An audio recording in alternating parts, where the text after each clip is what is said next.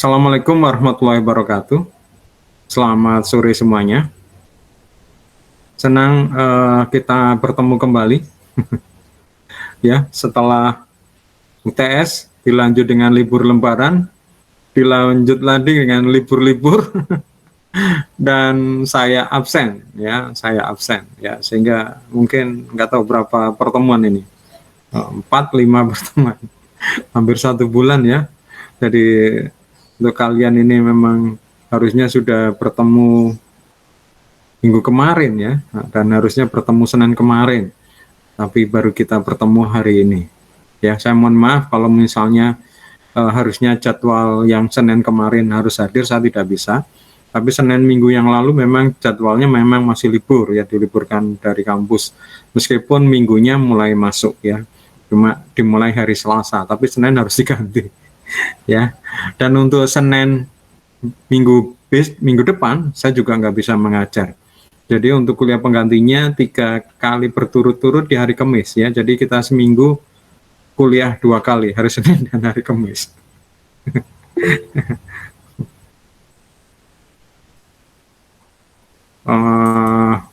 Saya lihat di sini semuanya bisa presensi ya. Saya nggak tahu kalau tidak bisa presensi. Ini semuanya sudah nambah, sudah yang presensi sudah 26, berarti nggak ada masalah harusnya. Ya, oke, saya lanjutkan. Hari ini kita akan lanjutkan mata kuliah Sosiologi Komunikasi. Namun sebelum kita mulai ya, kita akan belajar hari ini adalah tentang budaya ya. Maka sebelum kita mulai, kita berdoa terlebih dahulu. Semoga perkuliahan sore ini berjalan lancar, dan yang lebih penting lagi adalah apa yang sudah kita lakukan di sore ini, apa yang sudah kita pelajarin selama sore ini benar-benar menjadi ilmu yang bermanfaat, yang bisa menjadi bekal kalian nanti ya ketika kalian meniti kehidupan setelah lulus kuliah. Semoga dengan ilmu itu kalian bisa sukses ya di dunia dan sekaligus di akhirat. Mari berdoa menurut keyakinan masing-masing. Berdoa mulai.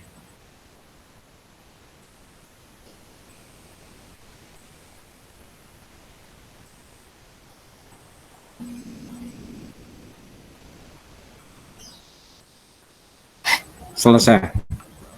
Oke, seperti tadi yang sudah saya sampaikan di awal kuliah, hari ini kita lanjutkan tentang budaya ya. Jadi kalau kalian perhatikan sebelum UTS, budaya sudah sering saya singgung di dalam penjelasan-penjelasan tentang teori sosiologi komunikasi dan lain-lain ya. Maka kita sekarang akan menukik lebih dalam lagi tentang budaya ya. Menurut kalian apa yang dimaksud dengan budaya?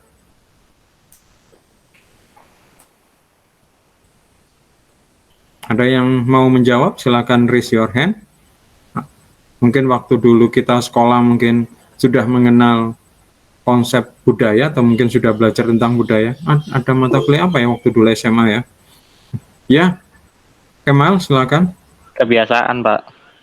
Budaya adalah kebiasaan. Iya, kebiasaan. Seperti kayak adat istiadat gitu ya. Iya, perilaku dan lain-lain, Pak. Ya, bisa seperti itu ya, kebiasaan. Tetapi mungkin kita akan lihat dalam pengertian sosiologi, budaya itu tidak hanya sekedar kebiasaan ya. Kita lihat dulu pengertian atau singkatan dari budaya. Budaya itu adalah bahasa Indonesia, merupakan singkatan dari budi dan daya. Budi itu adalah pikiran ya, daya ini adalah kekuatan ya, tangan ya. Jadi sebenarnya budaya itu adalah sesuatu yang diciptakan oleh manusia, apapun. Sesuatu yang diciptakan manusia, apapun. Bisa tidak berbentuk, bisa berbentuk. Ciptaan kok tidak berbentuk, Pak? Ya, hasil dari buah pikiran itu apa kalian bisa lihat? Ya, misalnya contoh Presiden Soekarno mengeluarkan konsep tentang Pancasila. Pancasila bisa dilihat nggak? Nggak bisa dilihat. Satu, ketuhanan yang Maha Esa, kan nggak dilihat. Tentu pikiran ya, merupakan buah pikir ya. Terus kemudian misalnya puisi ya, puisi masa bisa dilihat. aku binatang jalang katanya Khairil Anwar ya, itu juga nggak bisa dilihat. Tapi ada juga, dan itu yang mungkin sekarang kita lihat adalah merupakan yang bisa kita lihat ya, ciptaan manusia yang bisa kita lihat. Oh banyak ya, coba aja kalian lihat sekeliling kalian, apa yang sekeliling kalian, ada HP buatan manusia. Ya pasti kan di sekitar kalian kan pasti ada HP kan. Terus kemudian mungkin ada apa lagi, komputer yang mungkin sekarang kuliah online-nya pakai komputer ya. Ini adalah yang terlihat. Jadi sebenarnya sederhananya adalah budaya itu adalah apa yang dibuat oleh manusia, apapun ya, berwujud atau tidak terwujud.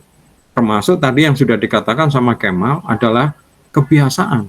Karena kebiasaan itu sebenarnya adalah tata krama, tata cara ya. Misalnya contoh kebiasaan kebiasaan di Bali misalnya ya, tiap pagi itu mungkin apa, bersembahyang di pura ya, apa itu kayak memberikan sesaji di pura-pura rumah ya, itu kita mengikutin ya, itu kebiasaan yang dilakukan oleh orang Bali di sana dari waktu ke waktu. Tetapi kalau kebiasaan itu hanya orang per orang, itu masih belum dinamakan budaya ya. Jadi kalau misalnya si Kemal biasa setiap hari Minggu mancing, itu berarti mancingnya Kemal itu bukan budaya ya, bukan individu, tapi kebiasaan yang dilakukan secara bersama-sama itu boleh ya. Oke, sekarang kita akan lihat lebih detail apa yang dimaksud dengan budaya. Oke, budaya adalah keseluruhan cara. Oh ya, sebentar, kelihatan nggak materi saya? Kelihatan ya? Iya, kelihatan, Pak. Oke, takutnya nggak kelihatan. Oke, budaya adalah keseluruhan cara atau jalan hidup bagi sekelompok manusia. Ya, jadi kita akan lihat bahwa yang namanya budaya itu adalah keseluruhan cara apapun ya, termasuk jalan hidup bagi sekelompok manusia. Di sini ada kata sekelompok manusia. Jadi bukan hanya satu manusia. Jadi kalau itu hanya satu manusia, itu masih bukan budaya. Tapi kalau kemudian satu manusia ini karena punya pengaruh mengajarkan kepada orang lain dan orang lain juga menjalani jalan hidup demikian, itu mungkin namanya budaya. Contoh ya, dulu mungkin tidak terbiasa untuk bersalaman, misalnya bertemu bersalaman, tapi ada seseorang yang kemudian bertemu dengan seseorang salaman ya, terus kemudian si orang ini mengajarkan orang lain, itu loh dengan salaman itu begini-begini ya, yang orang lain menjadi percaya, mengikuti. Nah, akhirnya apa? Di dalam masyarakat itu, di budaya di sekitar orang tadi itu sekarang ketika bertemu salaman lah, salaman itu adalah budaya. Tapi kalau dia sendiri yang salaman, yang lain tidak salaman, itu bukan budaya. Sehingga kita akan melihat bahwa budaya itu adalah maka menuntun kita cara memahami dunia dan cara kita dalam membuat keputusan tentang apa yang kita lakukan dan bagaimana melakukan. Budaya itu menuntun kita memahami dunia dan cara kita membuat keputusan tentang apa yang kita lakukan dan bagaimana melakukan. Nah, ini bentuk budayanya apa? Banyak ya, banyak ya.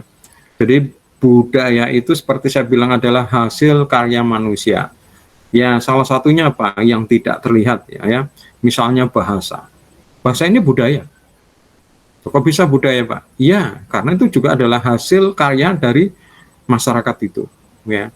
Maka kita lihat, maka tidak aneh kalau kemudian di dalam suatu daerah itu memiliki bahasa setempat, ya. Karena mungkin dibiasakan, diajarkan di situ. Ketika ada anak lahir dan kemudian mulai besar, diajarin juga bagaimana cara berkomunikasi dengan menggunakan bahasa setempat itu, sehingga anak itu kemudian menggunakan bahasa itu. Tapi kalau misalnya anak itu kecilnya di situ, kemudian sekolahnya ikut, misalnya neneknya, kakeknya yang jauh dari situ, sama nenek sama kakeknya diajarkan bahasa itu, lama-lama ketika itu dia besar, mungkin bahasa waktu dia lahir sudah lupa, ya. Nah, jadi di sini kita lihat bahwa bahasa ini juga merupakan adalah budaya. Terus kemudian ada standar kecantikan, ya, gestur tubuh. Gestur tubuh itu apa yang gerakan-gerakan tubuh yang bisa dilihat oleh orang lain. Misalnya contoh seperti gini ya. Sekarang kalau kita foto kadang-kadang gini ya. Ya, ini adalah gestur ya. Kemudian gini misalnya atau gini ya, itu namanya gestur tubuh. Atau ini gerakan tangan ya. Kalau misalnya di wajah namanya mimik, mengernyitkan dahi misalnya, memicingkan mata itu juga ya. Kemudian makanan, gaya berbusana, musik dan lain-lain. Maka di sini adalah budaya adalah semuanya ya yang bukan alamiah. Jadi budaya yang diciptakan manusia yang bukan ada secara alami ya, secara alami artinya tiba-tiba sudah ada atau bukan tiba-tiba sudah. Tidak ada yang menciptakan, muncul sendiri, bukan ya. Maka namanya budaya adalah ciptaan manusia. Nah, budaya itu karena memang diciptakan oleh manusia, maka budaya ini untuk bisa menguasai ini maka harus dipelajarin, atau dalam tanda petik dibalik, budaya ini harus diajarkan ya. Contoh misalnya tadi kita pelajarin bahwa salah satu budaya itu adalah bahasa, salah satu bentuk bahasa itu adalah tulisan ya. Maka kita lihat di sini selain bahasa yang berbeda, kadang kita lihat masyarakat satu dengan masyarakat lain tulisannya juga berbeda. Orang Indonesia memiliki tulisan yang unik ya, namanya tulisan Hanacaraka ya. Tapi kebanyakan memang di Indonesia menggunakan tulisan Latin ya, A B C D kayak gitu ya. Meskipun kita punya huruf sendiri Hanacaraka, tapi ya ini tadi saya bilang Hanacaraka ini yang muda tidak mau belajar, yang tua mungkin tidak mau mengajar. Akhirnya apa? Lambat laun budaya ini mungkin akan hilang karena sekali lagi budaya ini bukan muncul secara alamiah. Apa kira-kira sesuatu kebiasaan yang kemudian tidak dipelajari tiba-tiba sudah bisa gitu? Menurut kalian apa itu? Ada nggak kayak gitu? Kemal, Dani?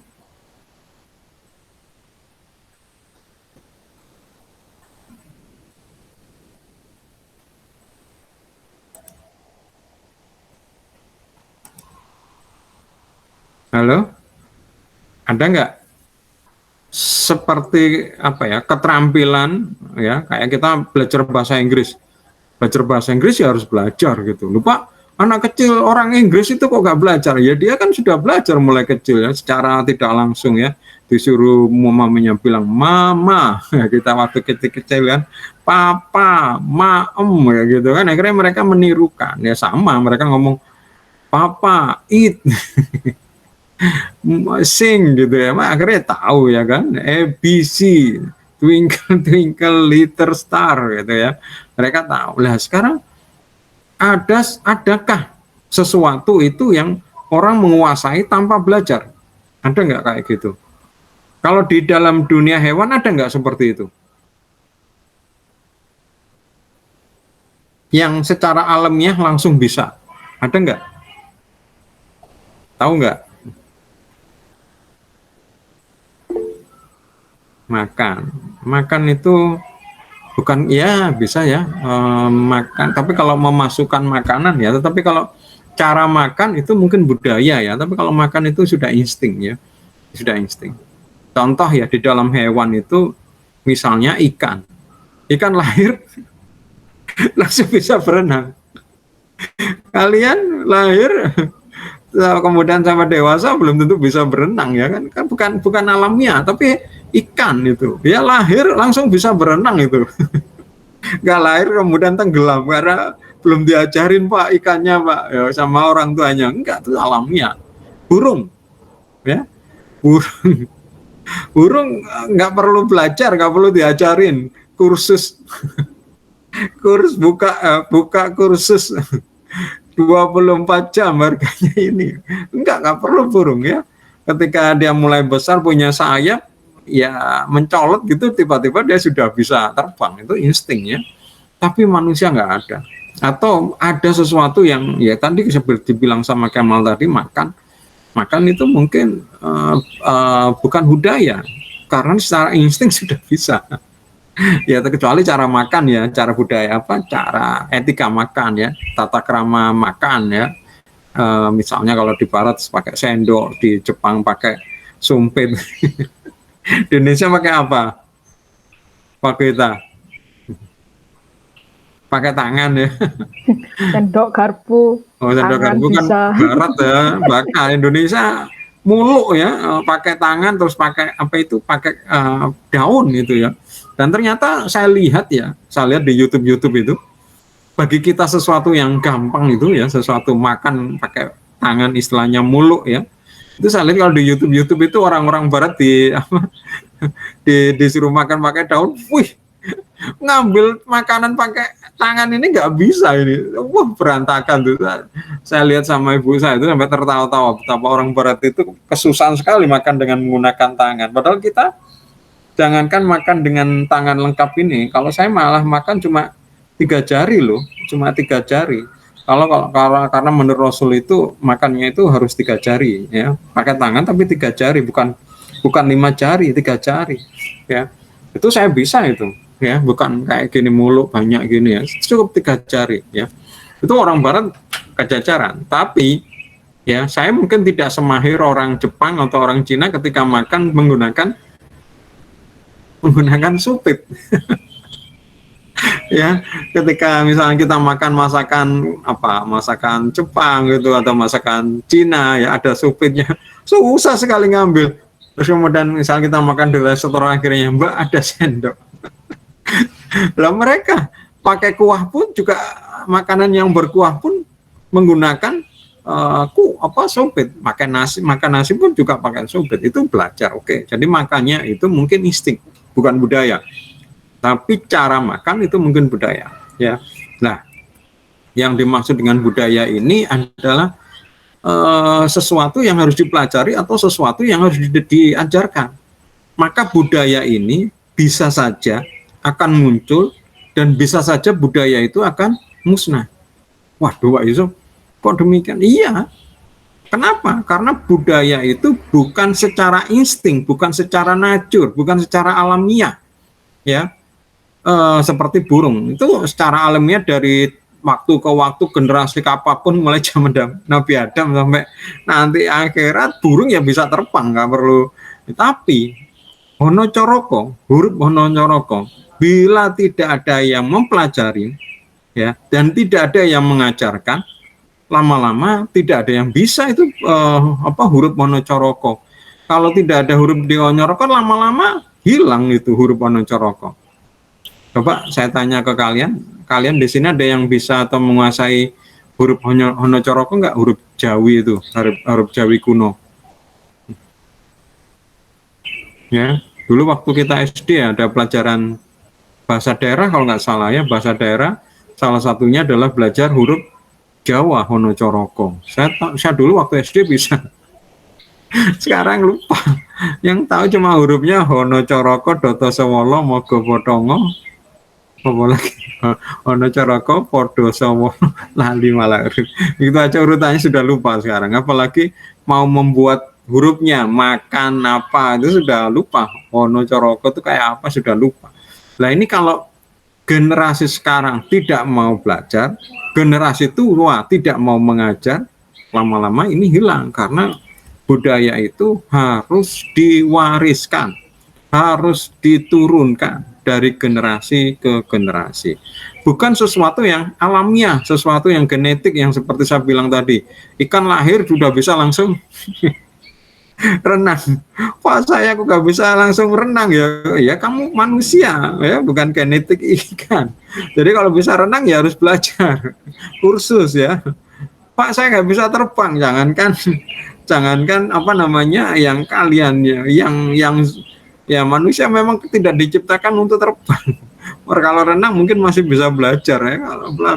Kalau terbang nggak bisa, nggak punya sayap. Paling yang bisa adalah belajar jadi pilot, itu baru bisa ya. Maka di sini sekali lagi untuk mewariskan budaya ini, maka harus diwariskan. Caranya yaitu melalui komunikasi. Oke, kita sudah masuk ya, budaya komunikasi ya. Nah, sekarang ada paham untuk mempelajari budaya ya. Untuk mempelajari budaya seperti yang kita sekarang ini ada dua pendekatan. Yang pertama yang dinamakan sebagai etnosentrisme. Etnosentrisme. Apa yang dimaksud dengan etno? Ya, di situ ada etno. Etno itu artinya budaya, sentris itu pusat ya. Ketika seseorang menggunakan budaya mereka sebagai standar untuk menilai budaya orang lain, maka itu yang dinamakan sebagai etnosentris. Ya, sekali lagi,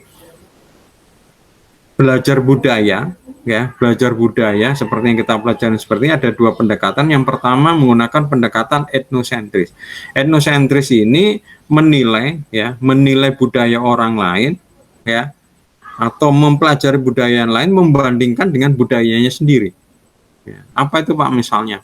Misalnya kita, ya, orang Barat misalnya, ya, yang apa namanya budaya seperti itu, terus kemudian kita ke Indonesia mempelajari budaya Indonesia, terus kemudian kita bilang, wah, orang Indonesia ini tidak modern, primitif. Ya, kenapa? Lah itu dia menilai dengan standarnya dia gitu. Ya, itu namanya etnosentrisme. Kebalikannya, ya, berbalikan, ya, adalah cultural relativisme. Ya, cultural relativism adalah memahami budaya orang lain dengan cara pandang mereka, memahami budaya lain dengan cara pandang yang lain tadi.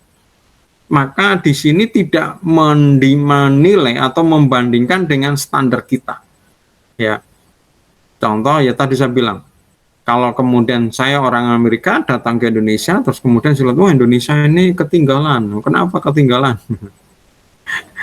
Mohon maaf ya, kalau buang air besar di sungai, misal ya, misal ini nggak beradab, ini primitif, ini kami pakai apa WC misalnya, ya kan, bahkan WC-nya pakai duduk misalnya, kalian masih jongkok. Ya, ini berarti masih etnosentrisme. Tapi kalau melihat dengan culture relativisme, ya, maka kita akan memahami budaya itu dengan cara pandang mereka. Oh, orang Indonesia seperti ini. Pernah baca bukunya Presiden Amerika Serikat periode yang lalu? Trump, Pak? Bukan, sebelum Trump. Siapa yang sebelum Trump? Cornelis? Siapa presiden sebelum Trump?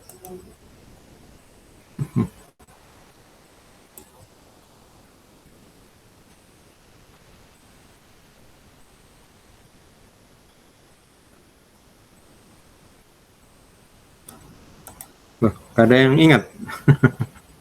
Ya, presiden sebelum Trump itu Barack Obama ya. Barack Obama ini ibunya orang Amerika. Siapa namanya ya? Dunham, aku lupa lengkap belakangnya. Pamela Dunham atau siapa itu. Waktu kuliah bertemu dengan orang Kenya, orang Afrika yang juga belajar di Amerika. Tapi Amerika bukan Amerika pulau ya, di Hawaii. Hawaii kan bagian dari Amerika, ya, negara bagian Amerika. Di situ terus kemudian menikah, ya, kemudian lahir Barack Obama Junior, ya, karena bapaknya namanya juga Barack Obama, tapi Barack Obama saja Barack Obama Senior. Sedangkan anaknya diberi nama Barack Obama, gampangannya Barack Obama Junior, ya. Kemudian agak besar cerai, ya. Si ibunya Obama ini, Dunham ini, siapa yang lengkapnya aku lupa depannya, nama depannya, menikah dengan orang Indonesia yang juga orang Indonesia ini belajar di Hawaii, ya, di Amerika sana, namanya Sutoro, ya, Sutoro. Nah, kemudian menikah dengan orang Indonesia ini, kemudian lulus, siapa namanya, ibunya ini ikut suaminya, yaitu orang Indonesia, ke Indonesia, ya, orang ke Indonesia. Si Barack Obama Junior yang waktu itu masih kecil, sekitar kelas 2 SD atau nggak salah ya, ikut ibunya, ya, ikut ibunya. Selama ini dia hidup bersama ibunya dan ibunya bersama kakek neneknya, jadi dididik dengan cara Amerika. Ikut bapak tirinya orang Indonesia, ya, tinggal di Indonesia, ya. Kalau kita baca bukunya dia, Barack Obama itu yang menceritakan pengalaman hidupnya, ada di bab-bab awal kalau nggak salah. Dia bercerita tentang kondisi orang Indonesia waktu itu. Tentu dia akan membandingkan, contoh yang tadi saya bilang tadi, WC-nya itu masih kurang bagus ya Kak, menurut mereka. Padahal kalau kita baca dari bukunya itu, si Sutoro ini tinggal di Menteng ya. Menteng itu Jakarta yang elit lah di Jakarta sana ya. Bayangkan kalau dia melihat orang kampung ya, tahun berapa itu, tahun 70-an ya. Si Barak sekolah sampai kelas 5 SD kalau salah. Berarti dia tinggal di Indonesia sekitar 3 tahun, 3-4 tahun lah. Mulai kelas 2 sampai kelas 5. Kemudian dia ikut kakek neneknya orang Amerika di sana ya. Ini contoh kita melihat bahwa mereka menilai harusnya dengan standar mereka ya, maksudnya standarnya yang punya budaya itu bukan standarnya kita yang menilai. Nah, ini maka penting sekali kalau kita menggunakan cultural relativisme ini untuk membantu kita sebagai sosiologis untuk lebih objektif. Jadi kita menilai budaya orang lain ya tentu dengan tolak ukur mereka, dengan cara pandang mereka, sehingga kalau kita mempelajari dengan menggunakan tolak ukur mereka, maka ini bisa menjadi lebih objektif ya. Oke, sekarang kita lihat lagi ya. Tadi saya bilang tadi budaya itu ada yang terlihat, ada yang tidak terlihat ya. Budaya yang terlihat ini namanya komponen budaya material. Sedangkan yang tidak terlihat adalah komponen budaya simbolik. Oke, sekarang kita lebih lihat detailnya. Budaya yang sifatnya material adalah semua objek fisik yang bisa kita lekatkan makna sosialnya. Ya, jadi bisa terlihat, dan ini merupakan hasil karya manusia. Contoh misalnya adalah seni dan artefak. Seni dan artefak ini bisa mulai dari seni musik ya, alat musik seperti kalau di Jawa namanya apa, Mal? Gerardus? Alat musik di Jawa namanya apa? Gamelan. Ya, betul sekali, gamelan ya. Mungkin di apa namanya, di Kalimantan pun beda, di Sumatera mungkin beda, di Sulawesi beda. Ini adalah yang dinamakan seni. Termasuk juga itu tadi musik ya. Kemudian tari itu juga beda. Di Surabaya mungkin ada tari namanya tari ludruk, yang remo ya. Tapi mungkin di Jawa Tengah ada apa? Gambyong apa? Di Bali ada pendet apa ya? Udah lupa pelajaran-pelajaran kayak gitu ya. Di SM di Sumatera ada ya. Belum model ukir-ukiran ya. Kalau kita lihat ukiran Jawa Tengah itu seperti itu. Tapi ukiran di Kalimantan sudah beda. Ukiran di Irian Jaya juga beda ya. Seni ya, artefak ya. Artefak itu benda-benda yang terkait dengan seni ya. Jadi misalnya contoh candi ya. Candi ini juga merupakan sebuah budaya. Kalau kalian misalnya datang ke candi-candi, kalian juga akan melihat oh bentuk bangunannya seperti ini ya. Sekarang yang mungkin terlihat nyata dan terlihat megah itu adalah Candi Borobudur. Berikutnya adalah peralatan ya. Peralatan ini juga merupakan budaya ya, karena sekali lagi peralatan itu ciptaan manusia. Ya, mulai dari yang kuno dulu ya. Misalnya contoh roda itu ciptaan yang luar biasa katanya ya. Dengan adanya roda itu semuanya bisa menjadi mudah ya. Mungkin dulu orang berjalan satu tempat ke tempat lain itu jalan kaki ya. Terus kemudian dia menaklukkan menaklukkan binatang ya, misalnya kuda, sapi, keledai untuk ditunggangin sehingga mereka nggak terlalu capek kalau jalan jauh ya. Unta ya, tapi itu cuma hanya mengangkut 1 orang 2 orang gitu. Bagaimana kalau mengangkut barang, mengangkut satu keluarga ya? Akhirnya mereka membuat apa namanya, kayak pedati gitu ya, kayak apa itu, kayak seperti rumah-rumahan yang ditarik ya, kayak dokar, kayak apa di Amerika itu. Sampai kemudian yang narik itu nggak hanya 1 kuda, tapi mungkin ada 4, ada 6, sehingga bisa lebih kencang lagi. Ya, ini peralatan ya. Sampai yang sekarang, ketika kita butuh berkomunikasi, maka kita ciptakan HP. Ini adalah peralatan. Ya. Berikutnya adalah mesin. Ya. Mesin ini adalah alat bantu manusia. Ya, yang paling gampang, misalnya contoh, misalnya mesin itu adalah mesin pembuat kue ya. Saya dulu ingat waktu masih kecil itu sering bantu ibu untuk bikin kue, khususnya saat Lebaran. Ya, atau punya hajat ya, misalnya sunatan atau mungkin nikahan atau apa kan kadang-kadang bikin roti namanya roti cake ya, atau roti bolu ya, bentuknya bulat itu yang tengahnya ada lubangnya itu kan, itu bahannya itu harus diaduk ya, antara tepung, gula, mentega dan macam-macam, dan dulu diaduknya secara manual ya, pakai alat gitu ya, alatnya modelnya seperti spiral gitu ya, dimasukkan tangannya, jempolnya ada ke lubangnya, terus kemudian ditekan, diopiak ini ya. Saya dulu sering bantu orang tua karena ini tolong bantu ngopiok. Ya ngopiok bisa ya, cuma ngopiok gitu ya, sampai kemudian menjadi halus ya, gulanya acur, tepungnya acur, gak ada peringkil-peringkil lagi, sampai lembut gitu, sampai putih kayak gitu ya. Aslinya mungkin berwarna kecoklatan, sekarang menjadi putih ya, diaduk terus seperti itu ya, nyampur halus seperti itu. Capek sekali tapi siapa yang pernah seperti saya lakukan, bantu orang tua mengaduk adonan dengan menggunakan kopiokan ya. Kopiokan itu seperti kayak jaring-jaring gitu ya, jaring kayak spiral gitu dari kawat gitu ya, di kopiok, jadi kayak dia melentur gitu. Pernah nggak ada yang nyoba kayak gitu nggak? Nggak ada kalian ya. Terus kemudian manusia membuat apa? Mixer. Bentuknya sama ya, bentuknya sama ya, seperti kayak spiral, kayak kawat gitu, tapi sekarang nggak digerakkan sama manusia, digerakkan mesin, ditekan ke gitu ya, nggak capek, malah lebih cepat ya. Ini contoh. Terus apalagi contohnya mesin ini, contoh dulu waktu saya kecil dulu ya juga sering bantu orang tua adalah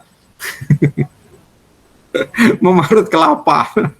Mungkin kalian nggak pernah tahu rasanya kena parut ya, marut kelapa terus kemudian kelapanya lepas. Tangan kita masuk gitu ya, berdarah ya kayak gitu ya, itu marut kelapa ya. Bahkan saya ingat dulu waktu kecil itu ada lomba 17-an, salah satunya lombanya ada lomba marut kelapa, siapa yang cepat duluan habis kelapanya dia yang menang. Jadi kita disuruh bawa parutnya masing-masing, tapi kelapa sudah disediakan panitia, diberi waktu gitu ya, kayak start gitu mulai marut gitu ya. Yang ahli cepat habis itu, yang nggak cepat, yang cepat habis itu menang ya. Saya ingat itu ya waktu 17-an. Tapi sekarang ya dengan mesin, kelapanya cuma ditekan ini, alat pemarutnya sudah menggunakan mesin, sudah habis ya. Kita nggak perlu repot-repot dulu beli kelapa kita marut di rumah, maka sekarang alat parut itu kayaknya nggak ada tuh. Dulu kalau dulu parut sama pengopiok itu selalu ada itu di dapur, sekarang mungkin sudah nggak ada. Yang ada mungkin mixer. Kalau alat pemarut kepala kelapa sih nggak mungkin ya. Sudah di pasar aja ada, kita beli kelapanya sudah parutan atau minta sama tukang parut itu untuk memarut ya, kayak gitu ya. Ini contoh mesin ya, belum yang sampai yang canggih-canggih. Ini yang kelihatan sederhana aja, yang dulu capek sekarang memudahkan kita. Benar-benar capek itu ya, marut itu.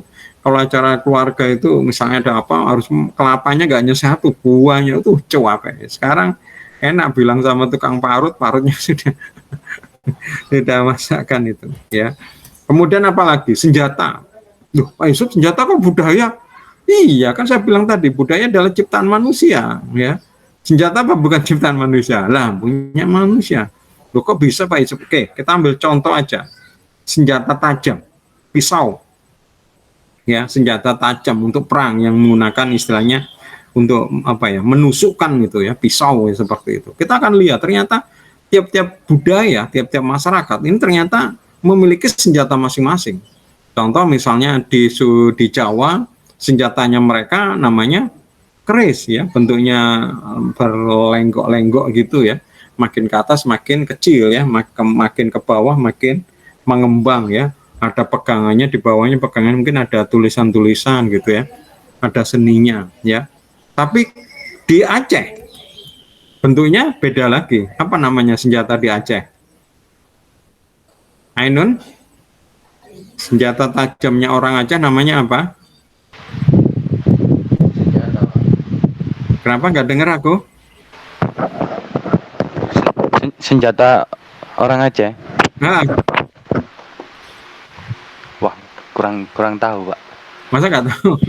Kan terkenal sekali kan Itu orang Pak Aceh. Rencong kalau kalau nggak Nah, salah. Rencong oh, namanya. bencong udah terkenal ya. Kan ini contoh sudah Jawa Barat. Ada yang tahu senjatanya orang Barat, bangsa pisau itu?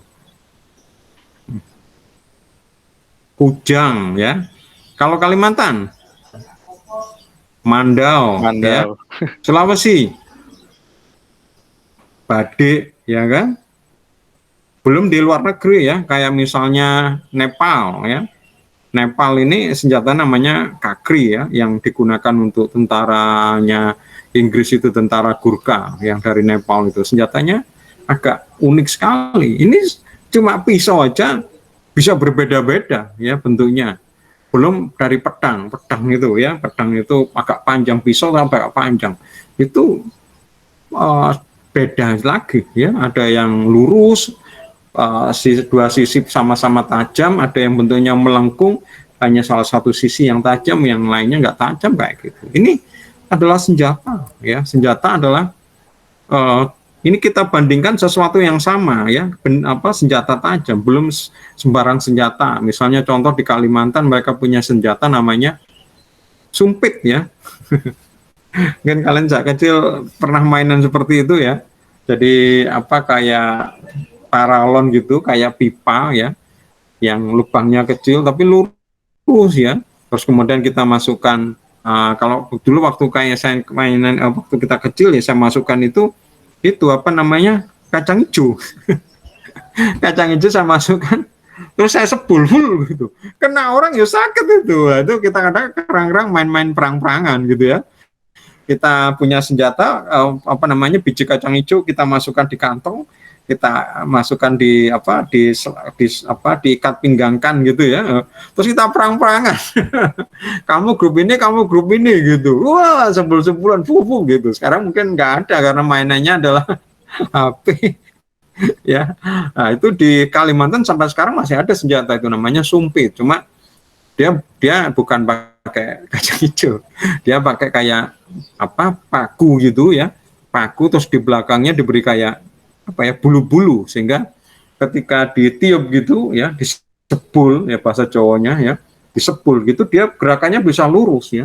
Jadi contoh misalnya dia berburu burung misalnya ya, atau ayam gitu, lihat ayam itu di jarak jauh misalnya di dahan atau di pohon, di keker, dibidik, kemudian diseluruh, langsung kena badannya, mati, dia jatuh. Nah kayak gitu. Ini senjata ya, senjata macam-macam ya. Di negara luar negeri masih seperti itu. Ini adalah semua objek yang terlihat ya. Ini diciptakan, digunakan dan diapresiasi oleh manusia. Nah, sedangkan simbolik ya, kalau tadi itu material tadi adalah yang terlihat, sedangkan simbolik ini yang tidak terlihat, yaitu apa? Ide yang diasosiasikan dengan sebuah kelompok budaya, termasuk cara berpikir. Di sini ada kepercayaan, nilai, asumsi, dan cara bertindak, ya, norma, interaksi, dan komunikasi. Ya, jadi ini adalah juga merupakan budaya, ya. Jadi cara berpikir, cara bertindak, ya, cara berpikir juga mereka memiliki aturan, yaitu seperti kepercayaan, nilai, asumsi. Apa itu Pak Yusuf kepercayaan nilai? Nanti kita masuk ke situ. Cara bertindak, ya, norma ini bisa etika, seperti tadi sudah saya singgung. Ya, cara makan itu mungkin sudah berbeda. Ya, orang Jepang makan menggunakan sumpit, orang Barat makan pakai sendok, bahkan makan dengan pisau. Pernah nggak kita makan dengan pisau? Aneh ya kan, kalau menurut kita ya, makan kok pakai pisau, makan ya pakai sendok ya. Kalaupun misalnya harus alat bantu, paling dibantu dengan garpu ya, cuma sendok garpu. Di luar negeri nggak cukup itu dengan garpu, ada senjata lagi, pisau. Lupa aneh, pisau itu buat masak. Iya memang, tapi di barat sana juga termasuk alat makan ya. Buat apa Pak Yusuf ya, mereka kan kadang-kadang kalau makan daging itu kan dagingnya besar. Kalau kita kan dagingnya sudah empuk ya, seperti rendang gitu ya. Masakan Padang daging udah enak itu ya. Mereka dagingnya mungkin masih keras, masih besar, harus dipotongin lagi, maka dipotong-potong kayak apa namanya, stick gitu ya. Maka butuh pisau ya untuk motong. Jadi tangan kiri itu pegang garpu, tangan kanan pegang pisau. Ini adalah cara bertindak ya. Ini hanya sekedar makan aja loh. Mereka sudah memiliki cara yang berbeda. Interaksi dan komunikasi. Kita nanti akan belajar lebih detail khususnya di komunikasi. Oke, kita lihat lagi ya. Contoh lagi dari simbolik ya. Simbolik yaitu komunikasi. Komunikasi ini ada yang dinamakan sebagai tanda. Tanda ini adalah simbol yang mewakili atau memberikan sebuah ide. Kira-kira apa contohnya ini? Gerardus? Apa contoh dari sebuah tanda? Ya, ini simbol yang mewakili atau memberikan sebuah ide. Kira-kira apa? Dani?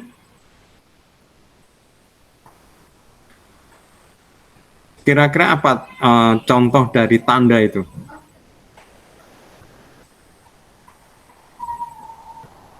Pak Tita?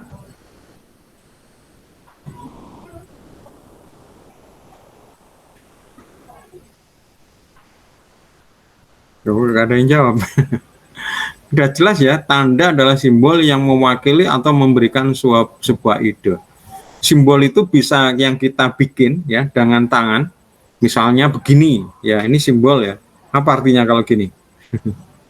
Hebat, baik, ya kan? Ya kalau diberi jempol gitu ya, kita seneng ya. Jempol ke atas ya. Tapi kalau jempol ke bawah, jelek. nggak keren gitu ya. Nah, kalau diberi jempol ke bawah kita nggak suka, marah. Tapi ini kesepakatan aja ya, kesepakatan sekali lagi tadi merupakan bikinan manusia di dalam kelompok itu. Ketika di dalam budaya itu misalnya simbol tadi itu tangan seperti jempol seperti ini adalah dianggap baik ya kita senang. Tapi kalau misalnya di budaya itu diberi simbol gini malah nggak senang karena mungkin di sini justru negatif, tapi yang gini justru positif bisa aja ya. Jadi seperti itu yang tadi tanda yang apa namanya yang dibikin oleh gerakan tangan, tapi bisa saja adalah sebuah gambar ya, sebuah gambar. Misalnya contoh sepele aja, kalian naik sepeda motor ketika mau ke sebuah gang, di situ ada bulat ya, di depan pintu masuknya, di pintu masuk jalan tadi itu ada sebuah logam besi apa ya, seng gitu ya. Sekelilingnya diberi warna merah ya, bukan merah semua ya, sekelilingnya. Di tengahnya itu putih ya. Terus kemudian di tengah-tengah itu gambar garis horizontal ya, horizontal. Garis horizontal tapi nggak penuh ya. Gitu. Jadi kayak minus gitu ya, tapi agak besar. Diletakkan di ujung jalan. Apa artinya?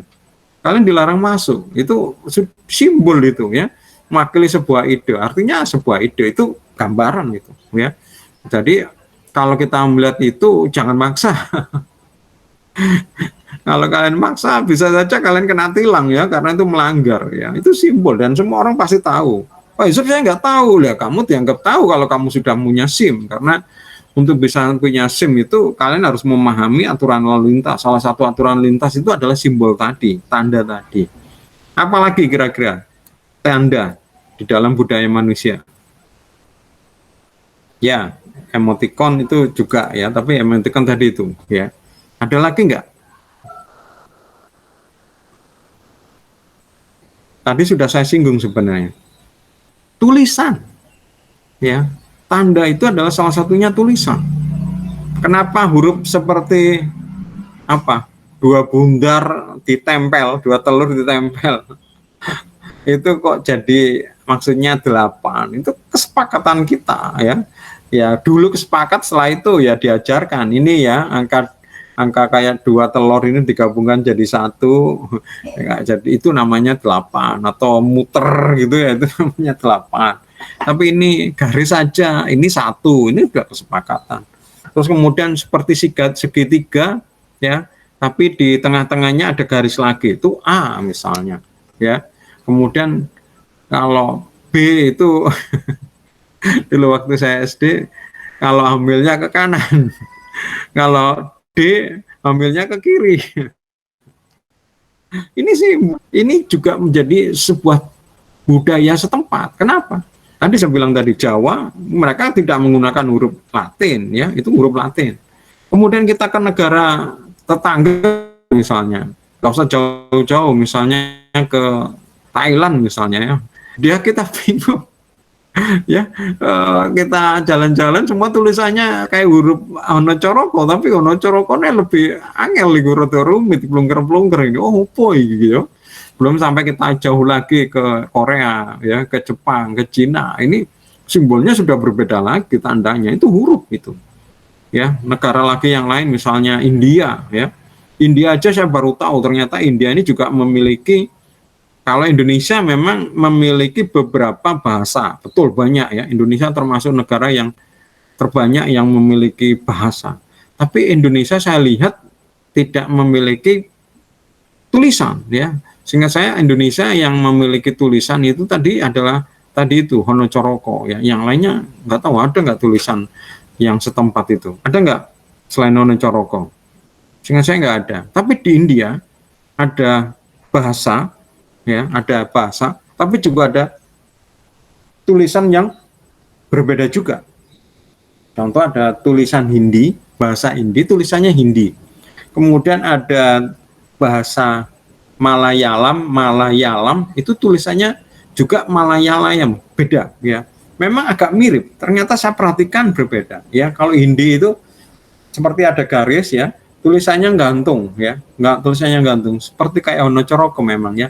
Kesannya itu tulisannya gantung di apa namanya, di garis. Kalau Latin itu garis itu apa namanya, alasnya, ya, kakinya, buminya, ya. Tapi kalau di India itu garisnya itu seperti langit menggantung, ya, termasuk Ono Coroko itu kalau nggak salah dulu saya belajar itu seperti gantung, ya. Mereka itu yang lurus itu justru yang atas, ya. Kalau kita Latin itu yang lurus adalah yang bawah, ya. Itu ternyata di India ada Malayalam, ya. Terus ada lagi Punjabi atau apa, itu berbeda-beda itu ternyata. Lupa Yusuf kok tahu, ya. Karena ternyata ketika saya nonton film, ternyata ada film namanya film Malayalam, itu ternyata beda dengan film India, ya. Dari bahasa, dari tulisan, dari budaya jelas, ya. Bahasanya juga, ya, tulisannya juga beda, ya. Contoh di film Malayalam itu masyarakat di situ mereka kayak orang Indonesia. Kok bisa, Pak? Pakai sarung, ya. Beda dengan kita, sarung hanya digunakan untuk beribadah atau digunakan untuk tidak formal. Mereka sarungan ini sampai formal. Polisinya juga pakai sarung. Pak, kalau lari gimana polisinya? Ya dikenceng, ya. Mereka punya cara untuk menjenceng celana tadi, sarung tadi itu, sehingga kayak rok pendek gitu, ya. Ya tentu mereka pakai celana pendek di dalamnya, ya. Itu saya lihat itu, oh begitu, ya, mereka. Dan di film-film Malayalam pasti seperti itu. Orang laki-lakinya mesti pakai sarung, ya. Ya semua dalam kegiatan sehari-hari, ya, bekerja, baik bekerja di kantor resmi yang kayak polisi tadi. Ya kecuali di saat-saat tertentu mereka pakai celana panjang, tapi sarung itu sudah diakuisisi. Beda dengan kita, sarung ini kayak formal, di rumah sarungan, bahkan di rumah pun ya nggak sarungan, ya, pakai celana pendek atau pakai training, ya, baru mungkin di musola mungkin pakai sarung, ya. Jadi yang pertama adalah tanda ini adalah simbol yang mewakili atau memberikan sebuah ide, ya. Berikutnya adalah gestur, ya. Gestur itu adalah cara manusia menggunakan tubuh untuk berkomunikasi tanpa kata-kata atau tindakan yang memiliki makna simbolik. Jadi gestur ini komunikasi lewat gerakan tubuh, ya, bukan kata, ya. Jadi misalnya mungkin yang kalian pernah melakukan adalah ketika kalian bertemu dengan orang asing, ya, yang kalian tidak menguasai bahasanya, dia juga nggak menguasai bahasa kita. Apa itu, Pak, contohnya? Contohnya misalnya kita mau berkunjung ke rumah seseorang, ya, terus kemudian kita tersesat misalnya. kita tanya ya, misalnya di sebuah tempat di Madura misalnya ya, kita tanya orang Madura nggak bisa bahasa kita, bahkan tidak bisa bahasa Indonesia ya, kita juga nggak bisa bahasa Madura. Akhirnya kita berkomunikasinya pakai apa? Pakai gestur ya. Apa istilahnya itu adalah bahasa Tarsan. Menggunakan gerakan tangan apa gitu. Akhirnya ya sama-sama paham. Ini adalah gestur ya. Nanti kita akan belajar lagi lebih detail tentang bahasa gestur ya. Bahasa gestur yang kita namakan sebagai komunikasi nonverbal. Nanti bahkan tugas kalian adalah saya minta kalian melihat film yang mempelajari atau memperlihatkan bahasa gestur ini ya. Jadi bukan sekedar cuma yang darurat tadi, tapi sebenarnya secara tidak langsung tubuh ini juga berkomunikasi dan kalian memahami.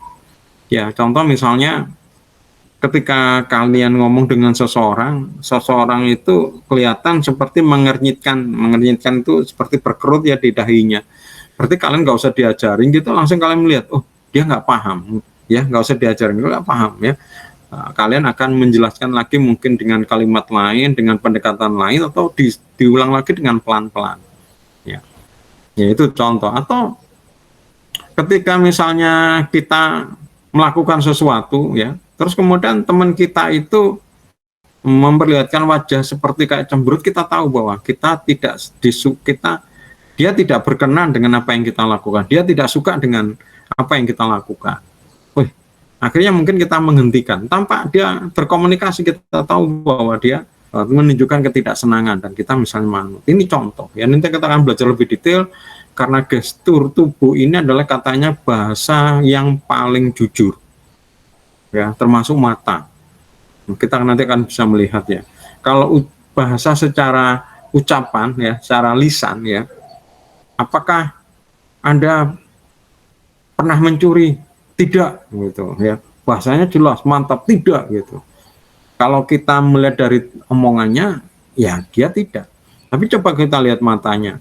Matanya itu berbohong enggak gitu. Maksudnya dia iya atau tidak ya kan. Kalau nah ini ahlinya nanti kita tahu bahwa apakah dia bisa berbohong atau tidak, yaitu menggunakan bahasa gestur ya. Dia bisa membuat bahasa yang sesuai mulut, sesuai kehendaknya. Tapi anggota tubuh kadang-kadang tidak bisa diatur ya, tidak langsung atau secara tidak sengaja menyampaikan komunikasi yang lain.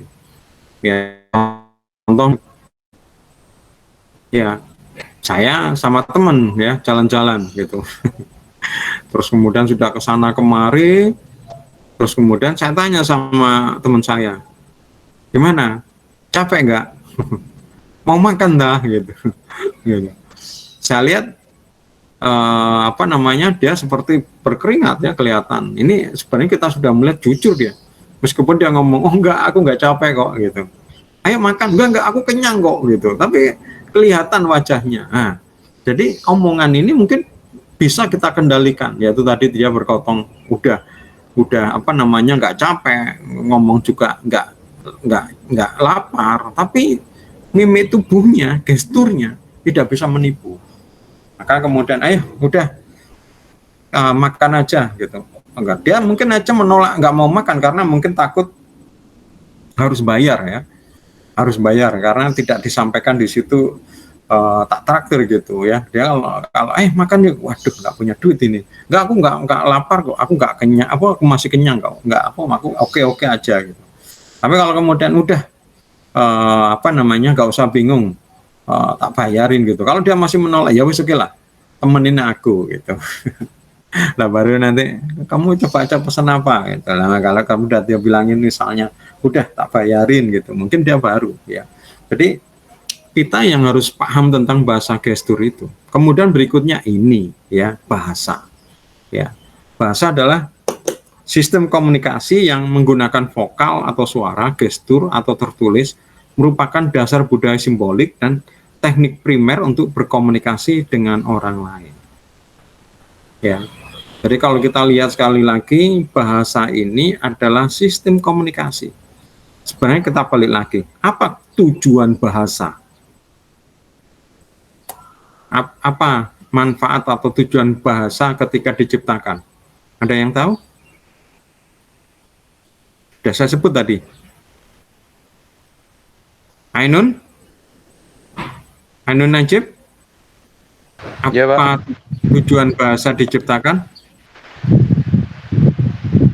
Untuk mempermudah, Pak. Mempermudah apa? Alat berkomunikasi. Yes, betul sekali. Ya, tadi bahasa adalah alat komunikasi. Nah, sekarang komunikasi untuk apa? Ya, komunikasi macam-macam ya.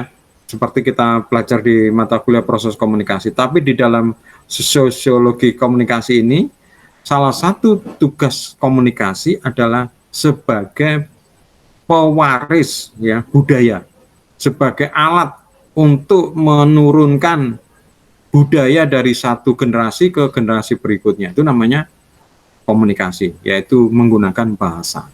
Ya, jadi salah satu fungsi bahasa adalah mewariskan budaya. Ya, jadi misalnya anak kecil diajarin, ayo kamu tak cari menari gitu. Oh salah kamu, harusnya begini ya. Itu kalau bayangkan kalau tidak menggunakan bahasa, ya mereka nggak tahu. Jadi salah satu salah satu fungsi bahasa, ya salah satunya adalah sebagai alat untuk mewariskan budaya. Yang lainnya ya sebagai alat komunikasi dan macam-macam. Ya. Oke, ini contoh gestur. Kira-kira apa ini artinya? Ada yang tahu?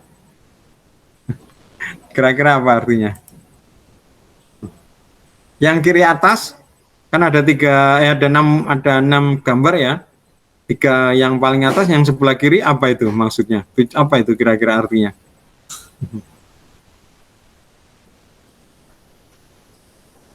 Kayak apa ini? Tangannya megang janggut atau gimana nih?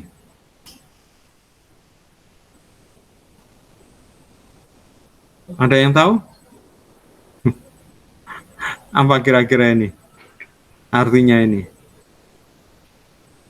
Kemudian kalau yang tengah ya menunjukkan seperti di simbol ya, dia menggunakan simbol ya, dia membuat simbol dengan menggunakan tangannya ya. Jari tengah dan jari telunjuk diacungkan, sedangkan jari yang lain dilipat ya. Jadi seperti kayak dua gini, tapi kalau dilihat seperti huruf V ya. Ini artinya apa? Makanya sekarang anak-anak trennya gitu, kalau di foto mesti kayak begini ya. Apa kira-kira itu artinya? Ya. Kalau yang sebelah kanan di atas ini kalian sudah tahu ya apa artinya itu? Metal, Pak. Mental, Pak. Long life metal. Kalau yang bawah, yang kiri kayak O di lingkar, yang bikin huruf O ya, antara telunjuk dan jempol, sedangkan jari yang lain ditegakkan ya. Itu artinya oke, saya mengerti, saya paham, oke.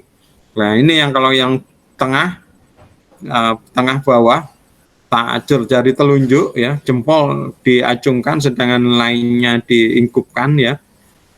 Terus kemudian jempolnya bukan mengarah ke atas tapi mengarah ke bawah. Ya kita lihat di sini berarti artinya jelek kamu, nggak bagus kamu ya, seperti itu. Tapi kalau jempol direntangkan, bukan jempolnya dihadapkan di depan dada atau dihadapkan, tapi jempol sama-sama jempol, tapi jempolnya tidak menghadap ke seseorang, ke tengah jalan ya. Kita lihat yang di kanan, bawah kanan ya, bawah kanan. Ini sudah memiliki arti yang lain ya. Ini adalah Manggil Gojek, Pak. numpang ya, kalau di Iya, Amerika itu numpang ya, oleh ketumpangan. Mau nggak kamu? Tapi kalau di sini mungkin nyegat bis, nyegat bemo. Soalnya di sini tuh orang nggak mau ditumpangin. Saya juga nggak tahu kenapa ya orang-orang Indonesia ini nggak mau ditumpangin ya. Kalau kita lihat di film-film Barat itu biasa orang menumpang kendaraan yang lain. Tapi di sini ini jarang orang mau menumpang dan juga jarang ditumpangin. Ya. Kok begitu Pak Yusuf? Ya saya punya pengalaman nih, real ini, beneran ini. Ya, saya ikut gerak jalan Mojokerto Surabaya. Ya. Finishnya di Tugu Pahlawan ya, berangkat dari Mojokerto saya, terus kemudian di etape keberapa itu yang etapenya itu garis etapenya itu di sepanjang ya, di sepanjang depannya McDonald sepanjang. Jadi rutenya nggak lewat Citu, tapi lewatnya Gunung Sari, ya kan. Jadi masuk lewat pasar sepanjang, jembatan, masuk situ ya. Lah karena saya ini nggak punya siapa-siapa, saya ikut gerak jalan itu sendiri ya, nggak ada tim, nggak ada apa. Kalau saya misalnya nanti saya sampai Tugu Pahlawan, nanti pulangnya bagaimana? Wong saya nggak bawa kendaraan ya, nggak ada tim juga, karena bingung saya. Ya udah, saya berhenti aja di etapa itu, di sepanjang itu ya. Setelah dapat stempel di rute itu, yaitu di pertigaan sepanjang itu, saya pulang karena sudah dekat dengan rumah saya. Saya jalan, sudah sampai di depan gang, di depan jalan saya itu. Itu jam 2 malam kalau nggak salah ya. Dari situ ke rumah saya itu sebenarnya jaraknya sekitar 2 kilo ya. Kalau jalan ya paling sekitar setengah jam. Tapi saya sudah capek, nggak mau jalan. Dan saya pikir banyak orang yang lewat. Betul, banyak yang saya lewat. Dan saya lakukan seperti pemuda tadi. Tapi apa yang terjadi? Mereka nggak ngerem ya, melihat ya, tapi melihat dengan wajah heran ya, tapi nggak berhenti ya, sudah banyak sekali ya kendaraan lewat dan mereka tidak berhenti. Saya capek, saya kepingin, ayo ndang sampai rumah, udah deket ini, sudah deket, tinggal 2 kilometer gitu loh ya. Saya nggak ada yang berhenti ya. Saya juga kayak orang Belanda, bukan orang Barat sana, kayak gini orang berhenti, ini kayak orang cuek gitu ya, padahal kayak gitu. Saya sudah jelas ya, saya menggunakan training ya, saya masih menggunakan kaos olahraga, bahkan di dada saya itu ada nomornya dan ada tulisannya Gerak Jalan Mojokerto. Itu bukan papan dada ya, nomor dada yang saya diberi sama panitia. Jadi resmi itu saya bawa tas kecil yang berisi minuman dan ya dompet dan macam-macam ya. Terus saya pakai sepatu olahraga, jelas. Kelihatan saya capek, berkeringat ya, sudah kelihatan sebenarnya ya. Kalau dianggap, wah Pak Yusuf pasti, dia nggak mau Pak Yusuf dianggap penjahat misalnya. Ya berarti kan ya itu tadi saya bilang ya, akhirnya saya paksa ini ya, saya nyegatnya nggak di pinggir jalan, agak di tengah jalan. Akhirnya berhenti ya, ada seorang berhenti. Terus kemudian saya ngomong, Pak boleh tuh numpang gitu. Dia nolak sebenarnya. Oh, Bapak mau kemana gitu? Saya mau ke Sukasri lu, saya tidak lewat sana saya gitu. Jadi gitu dulu. Sukasri itu rumah saya, nggak lewat sana. Ya sudah, Bapak mau kemana gitu? Saya gini, dia bilang, oke, saya berhenti di situ. Pikiran saya nanti di situ saya nyari lagi gitu. Ya sambil jalan, terus kemudian cerita-cerita, kemudian dia ternyata mempercayai saya. Ketika harusnya berhenti di tempat yang tadi itu, dia ternyata lurus. Loh Pak, kok nggak dihentikan, kok nggak berhenti di sini? Nggak apa-apa Pak, saya antar gitu. Ternyata apa? Dia itu ternyata tujuannya bukan yang kita harusnya, yang tadi saya disuruh turun tadi, itu ternyata melewati perumahan saya, lewati rumah saya gitu. Jadi ya saya diturunkan di depan perumahan saya, di depan rumah saya gitu ya. Loh kok tadi katanya nggak lewat situ? Ya nggak percaya dengan saya. Ya ini contoh ya. Oke, kita lanjutkan aja Senin depan tentang bahasa. Mungkin ada pertanyaan sampai di sini?